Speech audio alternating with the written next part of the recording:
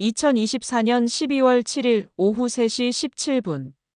파리 엘리제궁에서 벌어진 일은 전 세계를 경악시켰습니다. 여러분, 이 영상을 끝까지 보시면 여러분이 지금까지 알고 있던 모든 상식이 완전히 뒤바뀔 겁니다. 프랑스 환경부 장관 마리 클레어 델피누가 긴급 기자회견을 열었죠. 그런데 이 여성이 한 말은 프랑스 국민들을 충격에 빠뜨렸습니다. 프랑스는 환경 선진국이 아닙니다. 진짜 환경 선진국은 한국입니다. 잠깐 뭐라고요? 프랑스가 세계에서 가장 엄격한 환경 정책을 가진 나라 아니었나요? 탄소 중립을 가장 먼저 선언한 나라 말이에요. 파리 기후 협약의 주도국이죠. 그런 프랑스의 환경부 장관이 한국을 환경 선진국이라고 인정했다고요?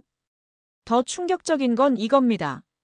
마리 클레어는 평생 한국을 무시해왔던 여성이었어요. 아시아 국가들은 경제만 신경 쓰지 환경은 뒷전이라고 공개적으로 말했던 사람이죠. 2022년 G20 회의에서는 한국은 환경보다 삼성과 현대만 신경 쓴다고 비아냥거렸던 그 사람 말이에요. 그런 그녀가 한국에서 단 2주를 보낸 후 완전히 다른 사람이 되어 돌아왔습니다. 아니, 정확히는 완전히 무너진 사람이 되어 돌아왔죠. 대체 한국에서 무슨 일이 일어난 걸까요?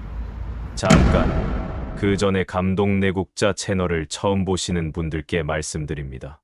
저희는 여러분이 모르셨던 놀라운 진실들을 파헤치는 채널입니다.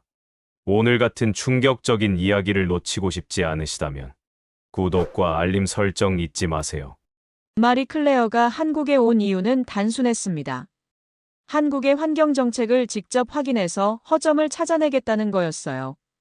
OECD에서 발표한 충격적인 통계 때문이었죠. 음식물 쓰레기 재활용률.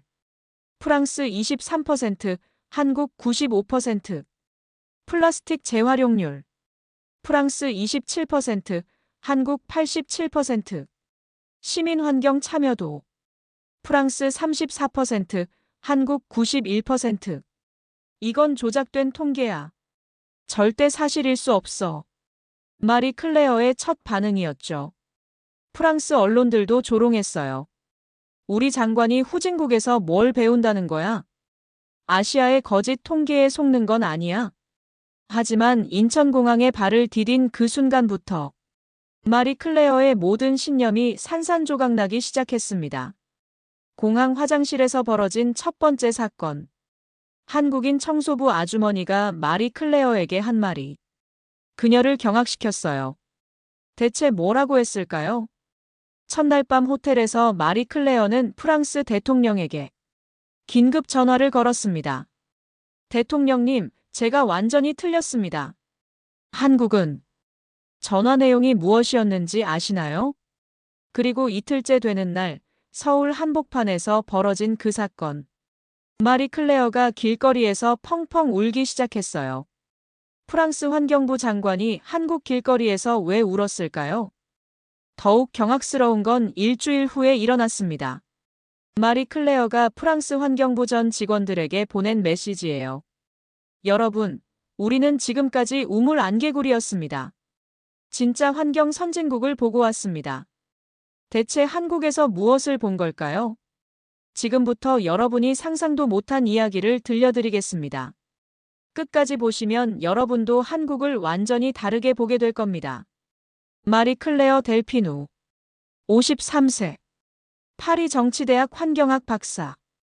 하버드 환경정책학 석사. 25년간 프랑스 환경정책을 이끌어온 철의 여인입니다.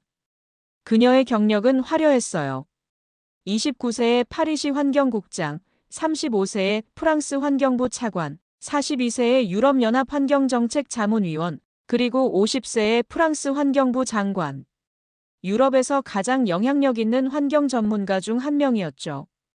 마리 클레어의 신념은 확고했습니다. 프랑스가 세계 환경의 기준이다.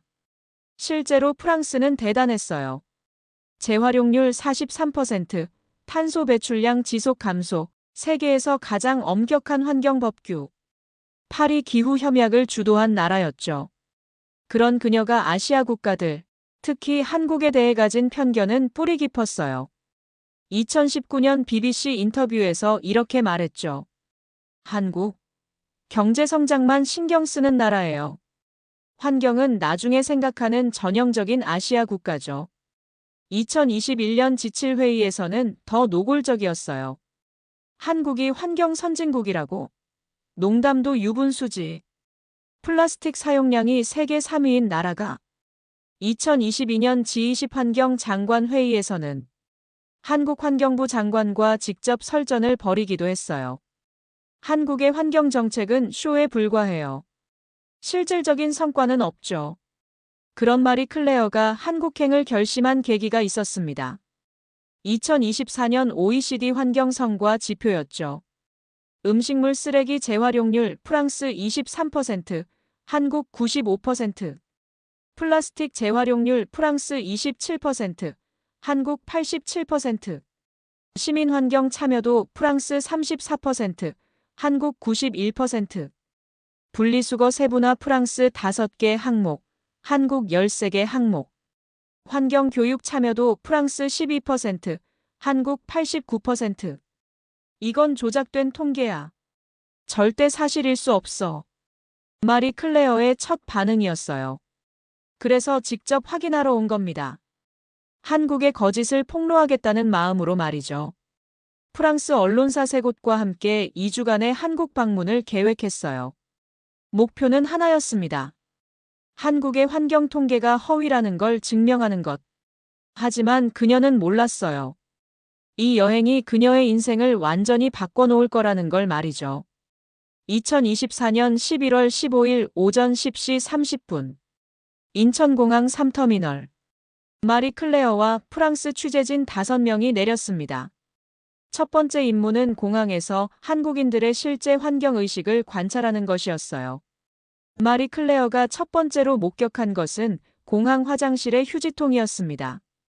13개로 분류된 쓰레기통. 일반 쓰레기, 플라스틱, 종이, 금속, 유리, 의료 폐기물, 전자제품, 의류, 음식물, 기저귀, 담배꽁초, 건전지, 형광등. 이게 화장실에? 마리 클레어는 믿을 수 없었어요. 프랑스 최고급 호텔 화장실에도 이렇게 세분화된 분류는 없었거든요. 그런데 더 놀라운 건 사람들의 행동이었어요. 80세로 보이는 할머니가 화장지와 물티슈를 다른 통에 버리는 거예요. 망설임도 없이 말이죠. 7살 정도 되는 아이가 엄마에게 엄마, 이건 플라스틱이야. 저기 넣어야 해라고 말하는 모습도 봤어요. 마리 클레어는 카메라맨에게 속삭였습니다. 이거 연출이야? 너무 완벽해. 그때 공항 청소부 김영숙 아주머니가 다가왔어요. 외국분이시네요? 여기 쓰레기통 사용법 알려드릴까요? 그 순간 마리 클레어는 첫 번째 충격을 받았습니다. 청소부가 외국인에게 분리수거를 가르쳐 준다고요? 프랑스에서는 상상할 수 없는 일이었죠. 김 아주머니는 친절하게 설명했어요. 여기는 일반 쓰레기, 여기는 플라스틱. 어려워 보이지만 익숙해지면 쉬워요. 언제부터 이렇게 하셨나요? 마리 클레어가 물었어요. 저희는 15년째 이렇게 해요. 어려운 거 아니에요. 습관이면 되거든요. 15년째. 프랑스는 작년에야 5개 분류를 도입했는데 더욱 놀라운 건 김 아주머니의 다음 말이었습니다. 제 손자가 가르쳐 줬어요. 학교에서 배워온 걸 저한테 가르쳐 주더라고요. 할머니, 지구를 지키려면 이렇게 해야 해라고. 손자가 할머니에게 환경 교육을. 마리 클레어는 점점 혼란스러워졌어요. 공항을 더 둘러보니 놀라운 광경들이 계속 펼쳐졌습니다.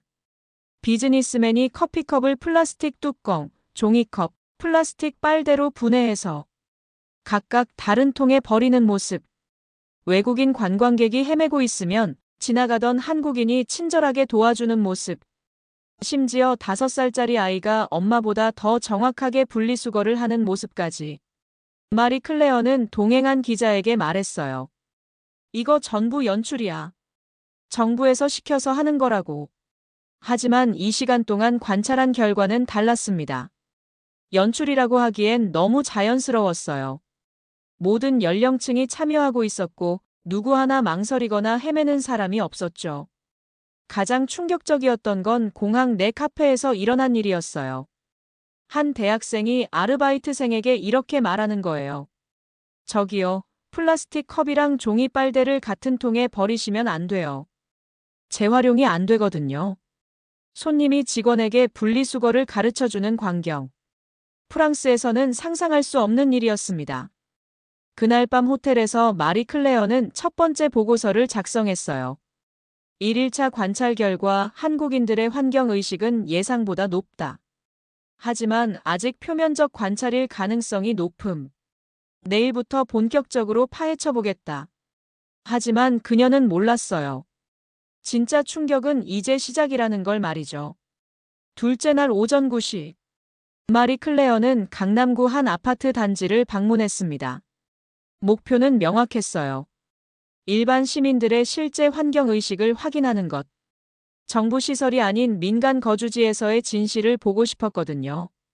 아파트 지하 1층 쓰레기 처리장. 마리 클레어가 본 것은 SF 영화에서나 볼 법한 장면이었어요. RFID 카드로 작동하는 음식물 쓰레기 투입기. 실시간으로 무게를 측정하고 개인별 요금을 부과하는 시스템. 13개 분류로 나뉜 자동 분류기. 심지어 냄새 제거 시스템까지 완비되어 있었죠. 이게 정말 일반 아파트라고요? 마리 클레어는 믿을 수 없었어요. 아파트 관리소장 이정수 씨가 자랑스럽게 설명했습니다. 네, 전국 모든 아파트에 의무적으로 설치되어 있어요. 음식물 쓰레기는 무게에 따라 요금을 부과하고 모든 데이터가 실시간으로 구청과 연결되어 관리됩니다. 언제부터 이런 시스템이 있었나요? 2005년부터 시작해서 2010년에 전국 확산됐어요. 벌써 15년째죠. 15년째. 프랑스는 아직도 계획 단계인데 더 놀라운 건 이 시스템의 효과였어요. 도입 전에는 음식물 쓰레기가 하루 평균 500kg 나왔는데 지금은 150kg로 줄었어요. 70% 감소한 거죠. 주민들이 음식을 덜 버리게 됐거든요. 마리 클레어는 점점 혼란스러워졌어요. 기술도 놀랍지만 그 기술을 통해 시민들의 행동까지 바뀌었다는 게 더 놀라웠거든요. 그때 90세 박순자 할머니가 나타났습니다. 할머니는 RFID 카드를 능숙하게 대고 음식물 쓰레기를 버리셨어요. 스마트폰도 잘 못 쓰실 것 같은 할머니가 첨단 시스템을 자연스럽게 사용하는 모습이었죠. 할머니, 이거 어렵지 않으세요? 마리 클레어가 물었어요. 이게 뭐 어려운 일이라고. 20년째 이렇게 하고 있는데. 처음엔 귀찮았지. 하지만 손자들 생각하니까 할만하더라고. 이제는 이게 없으면 더 이상해. 90세 할머니가 환경을 위해 첨단 시스템을 사용한다고요? 프랑스 젊은이들도 잘 안 하는 일을 말이에요. 더 충격적인 건 할머니의 다음 말이었어요. 우리 증손자가 그래. 할머니, 지구가 아파하고 있어. 우리가 도와줘야 해라고. 그 말 듣고 나서는 더 열심히 하게 됐지. 4대에 걸친 환경교육이 이루어지고 있다는 거였어요. 오후에는 초등학생들이 하교하는 시간에 맞춰 관찰했습니다. 그리고 마리 클레어는 또 다른 충격을 받았어요. 8살 김민준이가 엄마에게 잔소리를 하고 있었거든요. 엄마, 플라스틱 뚜껑이랑 종이컵을 같이 버리면 안 된다고 했잖아. 선생님이 그러면 재활용이 안 된다고 했어. 아이가 어른을 가르치는 광경. 프랑스에서는 상상할 수 없는 일이었죠. 민준이 엄마 최영희 씨는 웃으며 말했어요. 요즘 애들이 더 잘 알아요. 학교에서 체계적으로 가르치니까. 저도 애한테 배우는 게 많아요. 그날 밤 마리 클레어는 프랑스 대통령에게 긴급 전화를 걸었습니다. 대통령님, 제가 지금까지 알고 있던 모든 게 틀렸습니다. 한국은 우리보다 20년 앞서 있어요. 무슨 말이야, 말이? 설마 한국이 우리보다 낫다는 거야? 네, 맞습니다. 기술뿐만 아니라 시민의식까지요. 90세 할머니가 첨단 환경 시스템을 사용하고 8살 아이가 부모에게 환경 교육을 해요. 이건 정말 믿을 수 없는 일이에요. 전화를 끊은 후 마리 클레어는 일기를 썼어요. 2일째 나는 지금까지 우물 안개구리였다. 한국의 환경 시스템은 단순한 기술이 아니라 문화다. 셋째 날 마리 클레어는 서울 한 초등학교를 방문했습니다. 한국의 환경 교육이 어떻게 이루어지는지 직접 보고 싶었거든요. 서울 목동초등학교 4학년 3반. 담임 김미영 선생님이 환경 수업을 진행하고 있었어요. 여러분, 우리가 매일 버리는 쓰레기가 어떻게 되는지 아나요? 아이들이 손을 번쩍 들었어요. 음식물 쓰레기는 동물 사료가 돼요. 플라스틱은 다시 플라스틱이 되고요. 종이는 화장지가 되기도 해요. 마리 클레어는 놀랐어요. 9살 아이들이 순환 경제에 대해 정확히 알고 있었거든요. 김 선생님이 설명했습니다. 한국은 초등학교 1학년부터 환경 교육이 필수예요. 이론뿐만 아니라 실습도 하죠. 실제로 교실 뒤편에는 13개로 분류된 미니 분리수거함이 있었어요. 아이들이 직접 만든 거였죠. 수업이 끝난 후 마리 클레어는 몇 명의 아이들과 개별 인터뷰를 했어요. 김민준 10세 아줌마는 프랑스에서 왔다고 했지요. 프랑스도 분리수거해요? 응, 하지만 한국만큼은 안 해. 왜요? 지구는 하나인데요.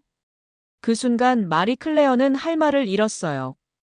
10살 아이의 순수한 질문에 답할 수 없었죠. 민준이는 계속 말했어요. 우리 할아버지가 그랬어요. 지구는 우리가 조상들한테 물려받은 게 아니라 후손들한테 빌린 거라고요. 그래서 깨끗하게 돌려줘야 한다고요. 마리 클레어는 그 자리에서 울음을 터뜨렸습니다. 프랑스 환경부 장관이 한국 초등학생에게서 환경 철학을 배운 거죠. 이수지곳에 저는 집에서 엄마 아빠한테 분리수거 가르쳐줘요. 어른들이 가끔 실수하거든요. 박준호 10세 저희 반은 매달 분리수거 왕을 뽑아요. 제가 3번이나 됐어요. 아이들에게 분리수거가 게임이고 놀이였어요. 억지로 하는 게 아니라 재미있어서 하는 거였죠. 점심시간에는 더욱 놀라운 광경을 봤어요. 급식 후 아이들이 자발적으로 음식물과 일반 쓰레기를 분류하는 모습이었어요. 급식 담당 이영희 영양사가 설명했습니다. 처음에는 선생님들이 가르쳐 줬는데 지금은 아이들이 알아서 해요. 오히려 아이들이 더 정확해요. 음식물 쓰레기가 많이 줄었나요?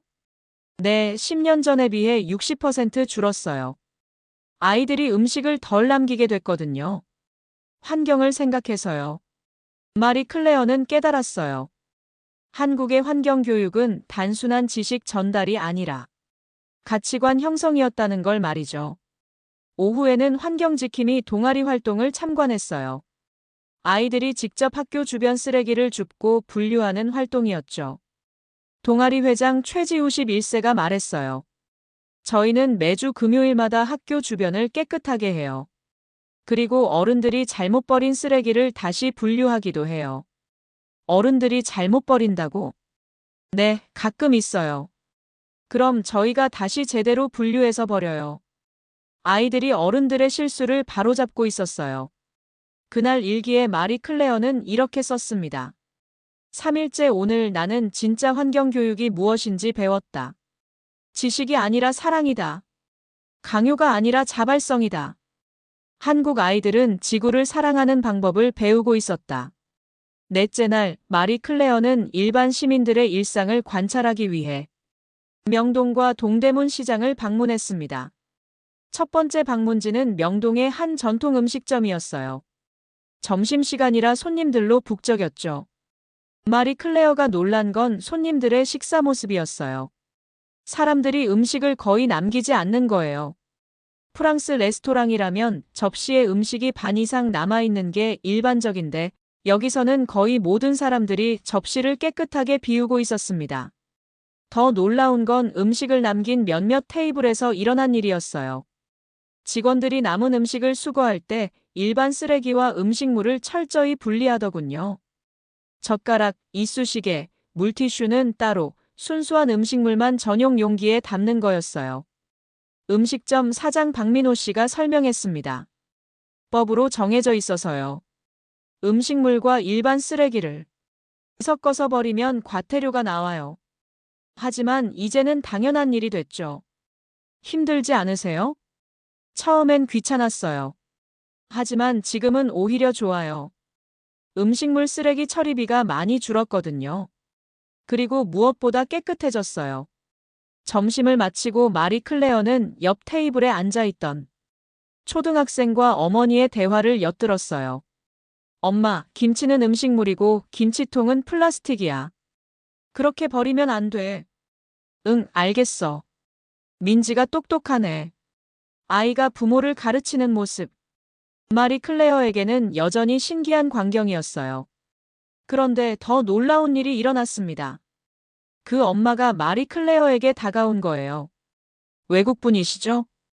혹시 분리수거 어려우시면 도와드릴까요? 마리 클레어는 그 순간 깨달았어요. 한국에서는 환경보호가 당연한 시민의식이라는 걸 말이죠. 오후에는 동대문 시장을 방문했습니다. 전통시장에서는 어떨지 궁금했거든요. 놀랍게도 시장에서도 완벽한 분리수거가 이루어지고 있었어요.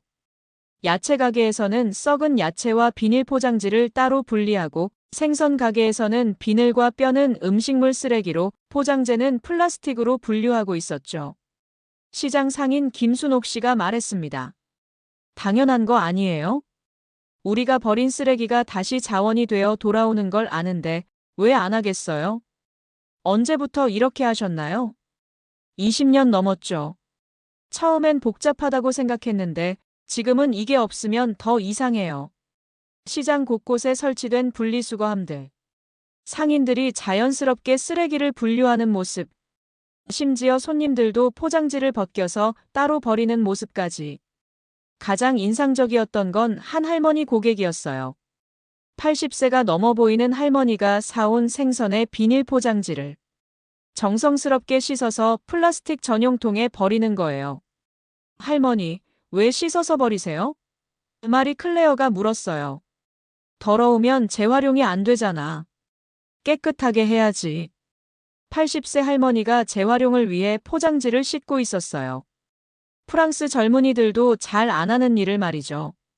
그날 저녁 마리 클레어는 프랑스 환경부 차관에게 영상통화를 걸었습니다. 차관님, 제가 지금까지 본 것들을 보고하겠어요. 한국의 환경의식은 정말 경이로워요. 설마 그렇게까지야. 80세 할머니가 재활용을 위해 포장지를 씻어서 버려요. 8살 아이가 부모에게 환경교육을 해요. 시장 상인들이 20년째 당연하게 분리수거를 하고 있어요. 이건 단순한 시스템이 아니라 문화예요. 다섯째 날, 마리 클레어는 경기도 고양시에 있는 음식물 쓰레기 처리 시설을 방문했습니다. 한국의 기술력을 직접 확인하고 싶었거든요. 시설장 박철민 씨가 자랑스럽게 시설을 안내했어요. 여기서는 하루 200톤의 음식물 쓰레기를 처리해서 사료 70톤, 퇴비 50톤, 바이오가스 3만 3를 생산합니다. 재활용률 98%죠. 마리 클레어는 충격받았어요. 프랑스 최신 시설도 재활용률 60%가 최대인데 어떻게 이런 효율이 가능하죠? 시민들이 이미 분리해서 가져와요. 불순물이 거의 없어서 처리가 쉽죠. 순도가 99%예요. 시민들의 협조도가 99%라고요? 프랑스는 30%도 안 되는데 실제로 들어오는 음식물 쓰레기를 보니 정말 깨끗했어요. 플라스틱 조각이나 이물질이 거의 보이지 않았죠. 처리 과정도 놀라웠습니다. 첫 번째 단계는 전처리였어요. 컨베이어 벨트로 들어온 음식물 쓰레기에서 혹시나 섞여 들어온 이물질을 제거하는 과정이었죠. 작업자 김대수 씨가 설명했습니다. 예전에는 플라스틱, 젓가락, 병뚜껑 같은 게 많이 섞여 들어왔는데 요즘은 정말 깨끗해요. 시민들이 워낙 잘 분리해서 가져오거든요. 두 번째 단계는 파쇄와 탈수였어요. 음식물들이 잘게 부서지고 물기가 제거되는 과정이었는데 이 과정에서 나오는 탈수액도 따로 처리된다고 했습니다. 이 탈수액은 하수 처리장으로 보내져서 정화됩니다. 그냥 버리는 게 하나도 없어요. 모든 걸 자원으로 활용하는 거죠. 세 번째 단계가 가장 인상적이었어요. 바이오가스 생산 시설이었죠. 거대한 원통형 탱크들이 여러 개 있었는데 그 안에서 음식물 쓰레기가 발효되면서 메탄가스를 생산한다고 했어요. 이 가스로 전기를 만들어서 시설 운영에 사용하고 남는 전기는 한전에 판매합니다. 시설 운영에 필요한 전력의 80%를 자체 생산해요. 쓰레기 처리 시설이 에너지를 생산한다고요? 이게 가능한 일인가요? 한 달에 약 2억 원 정도 전기 판매 수익이 나와요.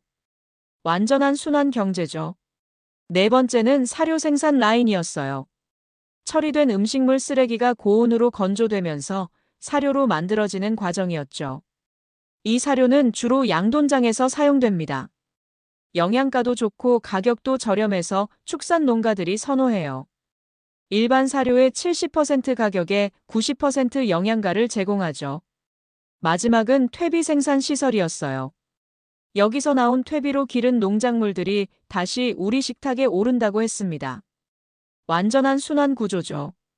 음식물 쓰레기가 퇴비가 되고 그 퇴비로 농작물을 기르고 그 농작물을 다시 먹고 남은 음식은 다시 여기로 와서 퇴비가 되는 거예요. 박 시설장의 말을 들으며 마리 클레어는 철학적인 깊이를 느꼈습니다. 이런 시스템이 언제부터 시작된 건가요? 2005년 음식물 쓰레기 직매립 금지 정책부터예요. 처음에는 정말 힘들었습니다. 시민들도 반발했고 기술도 부족했고 비용도 많이 들었어요. 그럼 어떻게 극복했나요? 포기하지 않았어요. 정부가 강력한 의지를 보였고 국민들도 점차 이해하기 시작했죠. 그리고 무엇보다 교육이 중요했어요. 마리 클레어는 20년 전 프랑스의 현실을 떠올렸습니다. 20년 전 프랑스도 지금 한국만큼 체계적이지 못했어요. 하지만 한국은 그때부터 이미 이런 시스템을 구축하기 시작했던 거죠. 현재 전국에 이런 시설이 몇 개나 있나요? 음식물 쓰레기 처리 시설만 300개가 넘습니다. 각 지역마다 이런 시설들이 있어요. 300개. 프랑스 전체에는 이런 시설이 10개도 안 되는데 그날 밤 마리 클레어는 충격 속에서 일기를 썼습니다. 5일째 오늘 나는 진정한 순환 경제가 무엇인지 배웠다. 한국은 쓰레기를 쓰레기로 보지 않는다. 모든 것이 자원이다. 이것이 진정한 환경 선진국의 모습이다. 여섯째 날 마리 클레어에게 인생을 바꾼 만남이 있었습니다. 한강공원에서 산책을 하던 중 서울 성동초등학교 4학년 김민준 군을 만난 거예요. 민준이는 혼자서 한강 주변 쓰레기를 줍고 있었어요. 안녕하세요, 아줌마. 외국인이시죠? 민준이가 먼저 말을 걸었어요. 응, 프랑스에서 왔어. 너는 뭐 하고 있니? 쓰레기 줍고 있어요. 매주 토요일마다 와요. 혼자서? 네, 재미있어요. 그리고 한강이 깨끗해지면 물고기들도 좋아할 것 같아서요. 마리 클레어는 감동받았어요. 10살 아이가 자발적으로 환경 보호에 나서고 있었거든요. 민준이는 주운 쓰레기를 정성스럽게 분류하기 시작했어요. 플라스틱병, 캔, 종이, 담배꽁초. 8개 분류로 완벽하게 나누는 거예요. 누가 가르쳐 줬니? 학교에서 배웠어요. 그리고 할아버지가 가르쳐 주셨어요. 할아버지가? 네, 할아버지가 그랬어요. 지구는 우리가 조상들한테 물려받은 게 아니라 후손들한테 빌린 거라고. 그래서 깨끗하게 돌려줘야 한다고. 그 순간 마리 클레어는 할 말을 잃었어요. 10살 아이의 순수한 환경 철학에 감동받은 거죠. 민준이는 계속 말했어요. 아줌마는 프랑스에서 왔다고 했지요? 프랑스도 분리수거해요? 응, 하지만 한국만큼은 안 해. 왜요? 지구는 하나인데? 프랑스 사람들도 지구에 살잖아요. 마리 클레어는 그 자리에서 울음을 터뜨렸습니다. 프랑스 환경부 장관이 한국 초등학생에게서 환경 철학을 배운 거죠. 민준아, 너 정말 대단하구나. 저는 그냥 당연한 일하는 거예요. 우리 반 친구들도 다 해요. 그날 오후 마리 클레어는 민준이네 집을 방문했습니다. 민준이의 할아버지 김용수 씨를 만나고 싶었거든요. 김 할아버지는 한국 전쟁 참전 용사였어요. 그리고 놀랍게도 30년째 환경 봉사 활동을 하고 계셨죠. 할아버지, 민준이에게 어떻게 환경 교육을 하셨나요? 특별한 건 없어요. 그냥 함께 실천하는 거죠. 말로만 가르치면 안 돼요. 함께 해야 해요. 김 할아버지는 매주 손자와 함께 동네 쓰레기를 줍는다고 했어요. 그리고 분리수거하는 방법을 직접 보여준다고 했죠. 왜 이런 일을 하시나요? 내가 살 날은 얼마 안 남았지만 이 아이들은 앞으로 7, 80년을 더 살아야 해요. 깨끗한 지구에서 살게 해주고 싶어요. 73세 할아버지의 말에서 마리 클레어는 깊은 감동을 받았습니다. 민준이 엄마 이수정 씨도 환경교육에 열성적이었어요. 저희는 일주일에 한 번씩 가족 환경의 날을 가져요. 함께 분리수거도 하고 환경 다큐멘터리도 보고 환경을 지키는 새로운 방법도 찾아보죠. 힘들지 않으세요? 전혀요. 오히려 재미있어요. 그리고 아이가 환경을 사랑하는 마음을 가지게 되어서 뿌듯해요. 저녁 식사 자리에서 마리 클레어는 또 다른 감동을 받았습니다. 가족들이 음식을 전혀 남기지 않는 거예요. 그리고 식사 후에는 자연스럽게 그릇을 깨끗이 씻어서 재활용 준비를 하는 거였죠. 우리는 이렇게 사는 게 당연해요. 민준이가 말했어요. 그날 밤 마리 클레어는 긴 일기를 썼습니다. 6일째 오늘 나는 진정한 환경교육이 무엇인지 배웠다. 지식이 아니라 사랑이다. 강요가 아니라 자발성이다. 말이 아니라 실천이다. 한국 사람들은 환경을 지키는 게 아니라 사랑하고 있었다. 3대가 함께 실천하는 환경 사랑. 이것이 한국의 진짜 힘이다. 일주일째 마리 클레어는 한국환경공단 이사장 김환경 씨와 심층 인터뷰를 진행했습니다. 장관님, 한국의 환경정책에 대해 어떻게 생각하시나요? 마리 클레어가 물었어요. 김 이사장의 답변이 마리 클레어를 또 한 번 놀라게 했어요. 저희는 특별한 걸 한 게 아니에요. 그냥 위기였거든요. 1990년대 쓰레기 대란 때 정말 절박했어요. 이대로는 나라가 망한다 싶었죠. 구체적으로 어떤 위기였나요? 1995년에 전국 매립지가 포화 상태가 됐어요. 새로운 매립지 건설은 주민 반대로 불가능했고, 그때 정부가 결단을 내린 거죠. 쓰레기를 줄이자, 재활용하자고. 김 이사장은 당시의 상황을 생생하게 설명했습니다. 1996년 쓰레기 종량제를 도입했을 때 국민들이 엄청 반발했어요. 쓰레기 버리는데 왜 돈을 내야 하냐고. 시위도 많이 일어났죠. 그럼 어떻게 국민들이 이렇게 협조하게 됐나요? 교육이죠. 하지만 강요가 아니라 이해시킨 거예요. 왜 해야 하는지, 안 하면 어떻게 되는지. 그리고 무엇보다 아이들부터 시작했어요. 마리 클레어는 깨달았어요. 한국의 성공 비결은 기술이 아니라 교육과 문화였다는 걸 말이죠. 구체적으로 어떤 교육을 했나요? 초등학교부터 환경교육을 필수로 만들었어요. 그리고 체험 위주로 했죠. 아이들이 직접 분리수거장을 견학하고 재활용품이 어떻게 만들어지는지 보게 했어요. 효과가 있었나요? 놀라웠어요. 아이들이 집에 가서 부모를 가르치기 시작한 거예요. 엄마, 이렇게 하면 안 되라고. 부모들이 아이들 때문에 환경의식이 바뀌었죠. 이어서 서울시 환경본부장 박정환 씨와도 인터뷰를 했습니다. 서울시의 환경정책 중 가장 성공적인 것은 무엇인가요? RFID 음식물 쓰레기 종량제죠. 2013년에 도입했는데 음식물 쓰레기가 30% 줄었어요. 시민들이 어떻게 받아들였나요? 처음에는 반발이 심했어요. 특히 어르신들이 복잡하다, 어렵다고 하셨죠. 하지만 지금은 오히려 어르신들이 더 잘하세요. 어떻게 그런 변화가 가능했나요? 손자들이 가르쳐드린 거예요. 학교에서 배운 아이들이 집에 가서 할머니, 할아버지께 알려드린 거죠. 3대가 함께 배우는 환경교육이 된 거예요. 마지막으로 환경교육 전문가 이영희 박사와 인터뷰했습니다. 한국의 환경교육이 성공한 비결은 무엇인가요? 실천 중심 교육이죠. 이론만 가르치는 게 아니라 직접 해보게 했어요. 그리고 가정과 연계했죠.